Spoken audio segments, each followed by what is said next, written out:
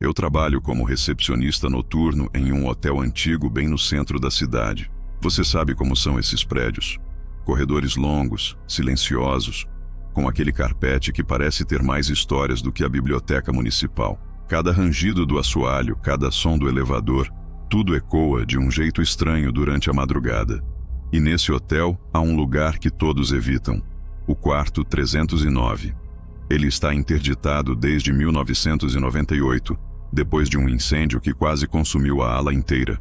A porta foi lacrada, o ramal de telefone desligado e a energia do quarto cortada no disjuntor principal.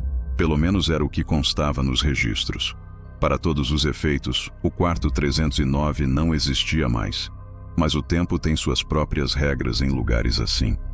E naquela noite, o relógio na parede da recepção marcou exatamente 3h09 da manhã.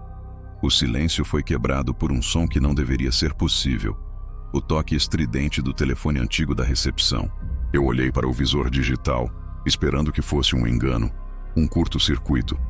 Mas os números que brilhavam no escuro eram claros e inconfundíveis. 309. Meu coração parou por um segundo. Como? Era impossível. A linha estava morta há décadas. Minha mão tremeu um pouco enquanto eu pegava o fone. Coloquei no ouvido, esperando ouvir apenas o chiado de uma linha muda. Mas não.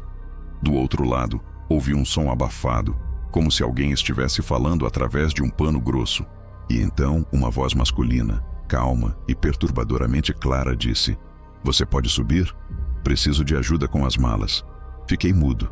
A voz não parecia agressiva, mas a situação era tão absurda que um calafrio percorreu minha espinha. Desliguei o telefone, pensando que era algum tipo de trote, talvez um problema no sistema.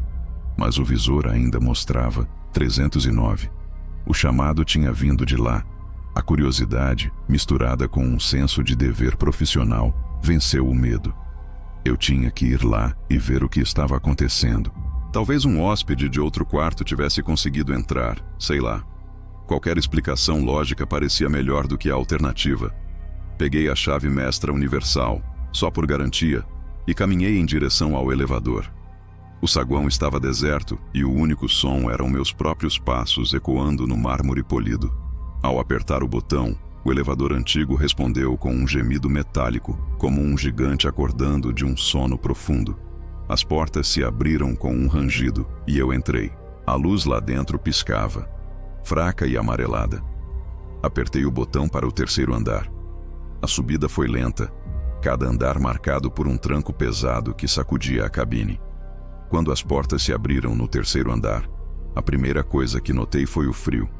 Era um frio anormal, penetrante, como se o ar-condicionado estivesse ligado no máximo, mas apenas naquele corredor. As luzes do teto, que deveriam estar acesas, piscavam em uma sincronia estranha e hipnótica. O corredor parecia se estender até o infinito, escuro e ameaçador. Caminhei devagar, o som dos meus passos abafado pelo carpete. Lá no fundo, a porta do quarto 309. A placa de madeira com o número estava parcialmente queimada, as bordas carbonizadas contrastando com a madeira escura. Mas o mais estranho era que a porta, que deveria estar trancada e lacrada, estava entreaberta. Apenas uma fresta escura convidava a olhar. Empurrei a porta devagar. Ela rangeu. O cheiro de fumaça e mofo invadiu minhas narinas. O ar lá dentro era pesado, parado. Chamei, com a voz um pouco mais trêmula do que eu gostaria: "Tem alguém aí?" Recepção. O silêncio foi a primeira resposta.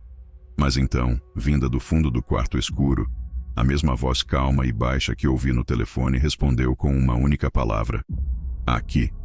Meu instinto gritava para eu dar meia volta e correr, mas eu precisava entender. Acendi a lanterna do meu celular e apontei para dentro. O feixe de luz revelou um quarto devastado pelo tempo. As paredes estavam manchadas de fuligem, os móveis cobertos por lençóis brancos e empoeirados, mas não havia ninguém. O quarto estava completamente vazio. O feixe da minha lanterna dançou pelas paredes, procurando qualquer sinal de vida. Nada. Apenas poeira e silêncio.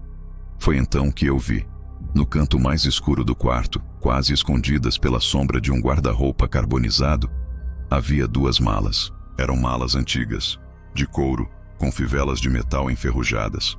Pareciam não pertencer àquele lugar, mas ao mesmo tempo pareciam estar ali há uma eternidade, cobertas por uma grossa camada de poeira. Seriam essas as malas? A voz tinha pedido ajuda com elas. Hesitante, me aproximei. O chão rangia sob meus pés a cada passo. Quando cheguei perto o suficiente, estiquei a mão e toquei a superfície de uma delas.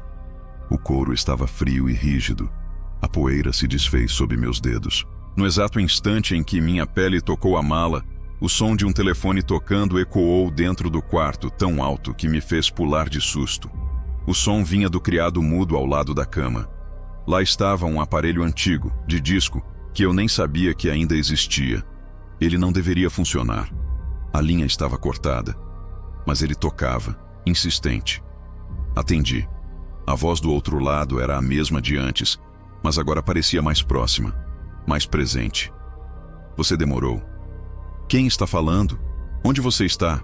E perguntei, a voz saindo num sussurro. A voz não respondeu. Em vez disso, o som começou a se distorcer, transformando-se em um zumbido eletrônico agudo, como estática. De repente, o aparelho ficou completamente mudo. E então, algo que desafiou toda a lógica aconteceu. O fio do telefone, grosso e enrolado, simplesmente se soltou da parede, como se tivesse sido arrancado por uma força invisível. Ele caiu no chão com um baque seco. A luz da minha lanterna piscou e se apagou por um instante. Quando voltou, iluminou o espelho manchado do banheiro, que ficava na parede oposta, e no reflexo, meu sangue gelou. O espelho não mostrava o quarto como ele era. No reflexo, as duas malas estavam abertas, e seu conteúdo derramava pelo chão. Não consegui ver o que era, mas parecia escuro, bagunçado. Virei-me rapidamente, apontando a lanterna para as malas reais. Elas ainda estavam ali, no mesmo lugar, fechadas e cobertas de poeira. Chega. Eu não ia ficar ali nem mais um segundo. Saí do quarto quase correndo, sem olhar para trás. Desci as escadas de emergência, pulando os degraus de 2 em 2, o som dos meus passos ecoando na estrutura de metal. Cheguei à recepção ofegante, o coração batendo descontrolado no peito. Olhei para o relógio na parede, e o ar fugiu dos meus pulmões. Ele ainda marcava 3:09 da manhã. O tempo não havia passado. E então, aconteceu de novo. O telefone tocou. O mesmo toque estridente, cortando o silêncio. No visor, os mesmos números brilhando em vermelho. 309. Desta vez, eu não queria atender. Mas minhas mãos pareciam ter vontade própria. Peguei o fone, lentamente, e o levei ao ouvido. Esperei pela voz, pelo pedido de ajuda, por qualquer coisa. Mas o que ouvi foi um som gravado, distorcido, familiar e aterrorizante. Era a minha própria voz. E ela dizia apenas 2 palavras. Você demorou. Desde aquela noite, nada mais foi o mesmo. O ramal do quarto 309 continua ativo, mesmo com o disjuntor principal desligado e os fios cortados. Nós tentamos de tudo. Engenheiros vieram, eletricistas. Ninguém encontra uma explicação. E a parte mais assustadora é que, toda vez que alguém na recepção tenta desligar o telefone da tomada, o elevador principal, sozinho, sobe até o 3º andar. As portas se abrem com um rangido. E ele para, vazio, na frente da porta que não deveria mais existir, esperando por um visitante que nunca desce. Obrigado por ouvir até o final. Se você gosta de histórias como essa, não se esqueça de se inscrever no canal e ativar as notificações para não perder os próximos relatos. Até a próxima.